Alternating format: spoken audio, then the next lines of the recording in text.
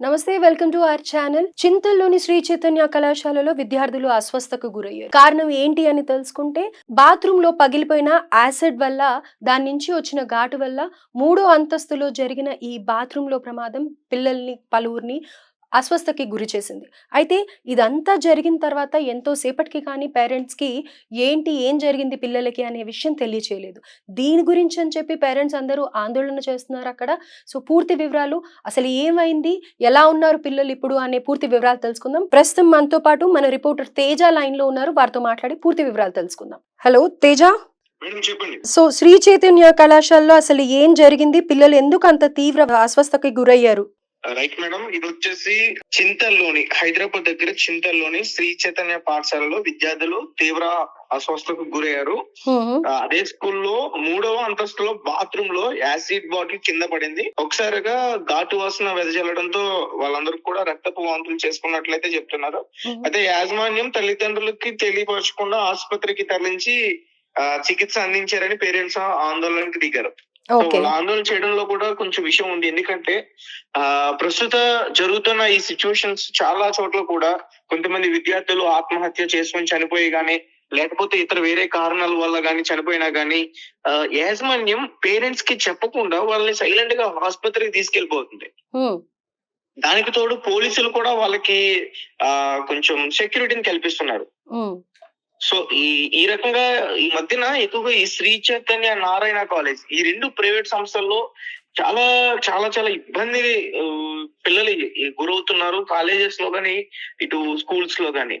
Parents ఎవరు కూడా పట్టించుకోవట్లేదు.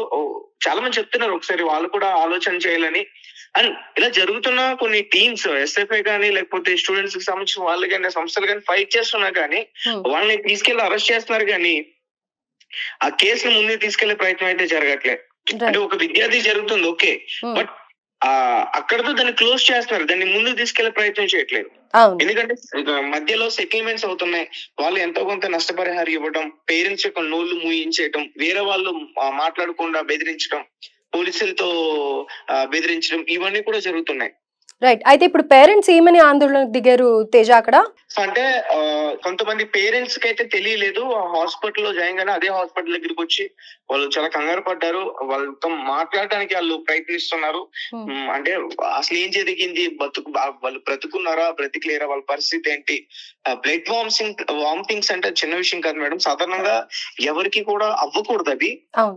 సో డాక్టర్స్ కూడా అదే చెప్తున్నారు. మనకి నోస్ లో నుంచి బ్లడ్ వచ్చినా, ఇయర్స్ లో నుంచి బ్లడ్ వచ్చినా, లేకపోతే బ్లడ్ వామిటింగ్స్ అయినా వెంటనే విరోచనాలు, ఎటువంటి ఆరోగ్య పరిస్థితి ఇబ్బంది లేకుండా విరోచనాలే గానీ అది చాలా డేంజర్ అని చెప్తూ ఉంటారు. అంటే ఆ యాసిడ్ తీవ్రత ఘాటు ఎంత పవర్ఫుల్ ది ఉపయోగించారో పిల్లలు అంతగా సఫర్ అయ్యారు అని అంటే దాని పవర్ ఎలా ఉందో అక్కడ గమనించవచ్చు. సో పిల్లలు ఉన్న చోట అలాంటివి వాడటం, మరి అదే విధంగా వాళ్ళు చేసిన తర్వాత కూడా ఇంకా పిల్లల గురించి ఏ ఇన్ఫర్మేషన్ తల్లిదండ్రులకు ఇవ్వకపోవడం గురించి కూడా అనుమానాలు వ్యక్తం చేస్తున్నారు. అంతేనా? ఇందులో పూర్తిగా అనుమానాలు అయితే ఉన్నాయి. అసలు పిల్లల పరిస్థితి ఎట్లా ఉంది, అసలు ఎంత మంది ఉన్నారు లోపల, ఆ పేరెంట్స్ వాళ్ళతో మాట్లాడడానికి ప్రయత్నిస్తుంటే వీళ్ళు ఎందుకు అడ్డుకుంటున్నారు, అంటే ఒక అనుమానం అయితే ఖచ్చితంగా వస్తుందండి. చూస్తున్నాం కదా, ప్రతిదీ హాస్పిటల్ ఉంటున్నారు, కానీ చివరికి ఒక దుర్వార్త అయితే బయటకు వస్తుంది. అంటే చనిపోయారనో లేకపోతే ఇంకా చెప్పలేమనో ఇలాంటి వార్తలు వస్తున్నాయి. పేరెంట్స్ కూడా అందుకే ఆందోళన చేస్తున్నారు.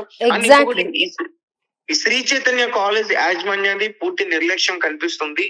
మీరు అంతంత డబ్బులు పెట్టి అంతంత కట్టించుకుంటారు, కనీసం ఎందుకు శ్రద్ధ తీసుకోరు? ఇలాంటి వాటి పట్ల నిర్లక్ష్యం ఎందుకు చూపిస్తున్నారు? లక్షలు దోసుకుంటారు, అది అందరికీ తెలిసిందే. ఇప్పటికే దీనిపైన చాలా మంది చెప్తా ఉన్నారు. వాళ్ళు అన్ని డబ్బులు దోచుకుంటున్నా గానీ పిల్లలకి నాణ్యతమైన ఫుడ్ పెట్టట్లేదు, హాస్టల్స్ సరిగ్గా ఉండవు, హైజీనిక్ రూమ్స్ ఉండట్లేదు, సరిగ్గా రూమ్స్ ఉండవు. ఒకే రూమ్ లో ఒక 10 మందిని, అంటే 3-4 ఉండే రూమ్ లో 10 మందిని పెట్టడం, ఇట్లాంటివన్నీ కూడా జరుగుతున్నాయి. కానీ పేరెంట్స్ ఎవరు కూడా వాటిని పట్టించుకోకుండా, అంటే ఒక సంస్థ మంచిది, సంస్థ మంచి పేరు, ర్యాంకులు వస్తున్నాయి, వాళ్ళకి సంబంధించిన కొన్ని యాడ్స్ చూసి మోసపోతూ ఉంటున్నారు పేరెంట్స్. సో ఇది కూడా అలాగే జరిగింది. ప్రస్తుతం ఆ పిల్లల పరిస్థితి అయితే చాలా ఇబ్బందిగానే ఉంది. ఏదేమైనా 24 hours గడిస్తే గానీ డాక్టర్స్ కూడా చెప్పలే ఉంటున్నారు. పేరెంట్స్ అందరూ కూడా చాలా భయపడుతున్నారు. ఒక లేడీ పేరెంట్ తన ఆవేదన సంబంధించి ఒక వీడియో కూడా బయటకు వచ్చింది. అంటే దీన్ని కప్పిపుచ్చే ప్రయత్నం చేస్తారు. ఇప్పటి వరకు దీనికి సంబంధించి డీటెయిల్స్ బయటకు రాకుండా ఆ మేనేజ్మెంట్ కూడా మేనేజ్ చేస్తుంది. ఓకే.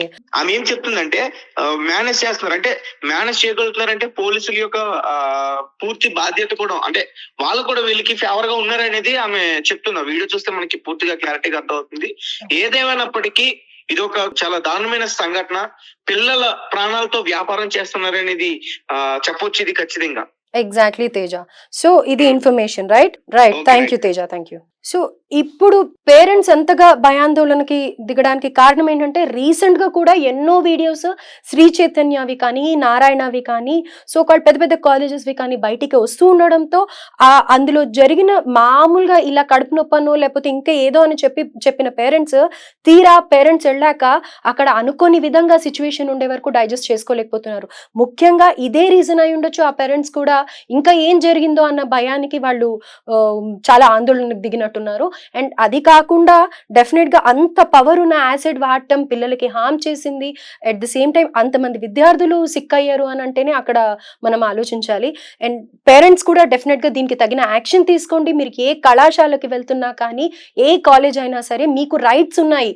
మీరు డబ్బులు కడుతున్నారు. మీ పిల్లల చదువు ఒక్కటే కాదు ఇంపార్టెంట్, వాళ్ళ భవిష్యత్తు, వాళ్ళు ఉన్న ఎన్విరాన్మెంట్ కూడా చాలా ఇంపార్టెంట్. మీరు ఇన్ని సంఘటనలు చూసిన తర్వాత కూడా మీరు వెళ్ళి ఏ హాస్టల్లో జాయిన్ చేస్తున్నారో ఆ హాస్టల్ని చెక్ చేయండి.